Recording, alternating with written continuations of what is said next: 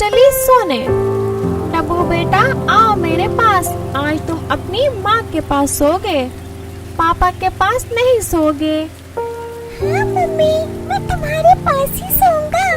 सोनम, तुम मेरी मदद ना करके ठीक नहीं कर रही। अरे मटकी चिड़िया, ये क्या हो गया? तुम सब ठीक तो हो ना? क्या बताओ बबलू जी, हमने तो इतना अच्छा और पक्का घोंसला बनाया था, लेकिन पता नहीं ये कैसे टूट गया। जब घोंसले की आधी छत गिर गई तो मैं बच्चों को लेकर बाहर आ गई और थोड़ी ही देर में पूरा घोंसला नीचे गिर गया।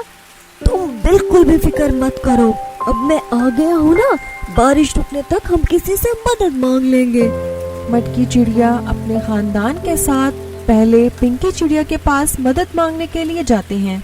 मटकी चिड़िया घर का दरवाजा खटखटाती है। पिंकी, अरे ओ पिंकी, जल्दी से दरवाजा खोलो।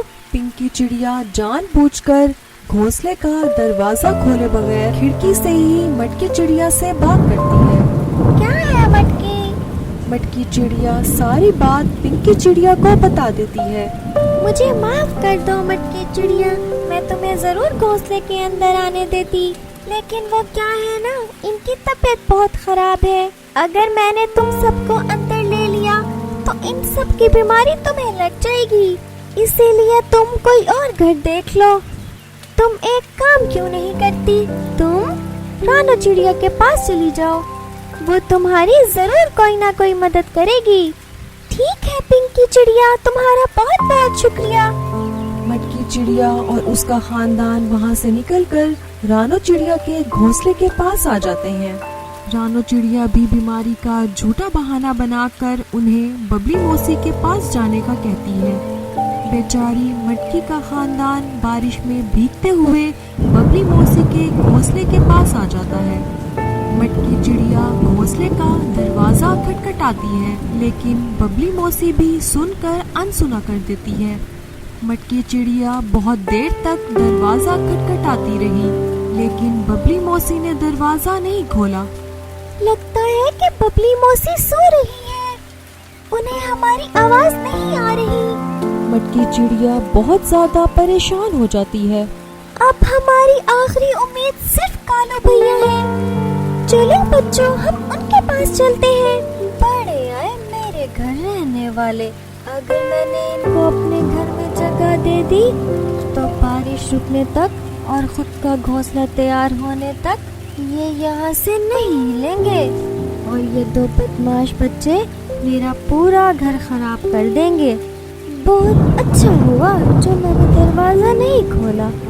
सारे वहाँ से निकलकर कालू कौवे के घोंसले के पास आ जाते हैं। कालू जी, दरवाजा खोलिए, हम सब बहुत बड़ी मुसीबत में हैं। अरे बबलू जी, मैं तो बहुत देर से दरवाजा खोलने की कोशिश कर रहा हूँ, लेकिन ये नहीं खुल रहा। बारिश की वजह से ये जाम हो गया है। टिंकू मिंकू, तुम बिल्कुल परेशान मत होना, मैं और तुम्हारे पापा है ना तुम्हारे साथ। तुम दोनों एक काम करो, तुम दोनों मेरे पंखों के नीचे आ जाओ। गौरी, तुम इतनी समझदार कैसे हो सकती हो? ये कोई टाइम है सोने का? बाहर मटकी और उसका खानदान मुसीबत में है, वो बारिश में भीग रहे हैं और तुम होके कंबल ओढ़कर बड़े सुकून से सो रही हो। उठो और दरवाजा खोलने में मेरी मदद करो। मैं बिल्कुल भी तुम्हारी कोई मदद नहीं करने वाली। अगर तुम मुझे दोबारा से नींद से उठाओगे तो मैं कल सुबह अपने मायके चली जाऊंगी। कालू अपने दिल ही दिल में बात कर रहा था। अब मैं क्या करूं? मटकी चिड़िया ने उस वक्त मेरी बहुत मदद की थी, लेकिन अब जब मेरा उसकी मदद करने का वक्त आया है तो मैं उसकी मदद नहीं कर पा रहा। कि तभी अचानक से जोर से बिजली गिरने की आवाज आती है और उसके भी घोंसले की छत नीचे गिर जाती है। कालू कौवा घोंसले के बाहर गिर जाता है। सोनम और डब्बू अंदर फंस जाते हैं। सोनम, डब्बू। मटकी चिड़िया, बबलू और टिंकू मिंकू ये सब कुछ देख रहे थे। टिंकू मिंकू, तुम यहीं पर रुको, मैं अभी आती हूँ। मटकी चिड़िया और बबलू जल्दी से कालू कौवे के पास आ जाते हैं। और फंसे हुए डब्बू और सोनम को बाहर निकालने की कोशिश करते हैं। जैसे तैसे करके वो दोनों को बाहर निकाल लेते हैं। सोनम और डब्बू जख्मी हो जाते हैं। सोनम को अपने किए पर बहुत पछतावा हो रहा था। सोनम रोने लगी।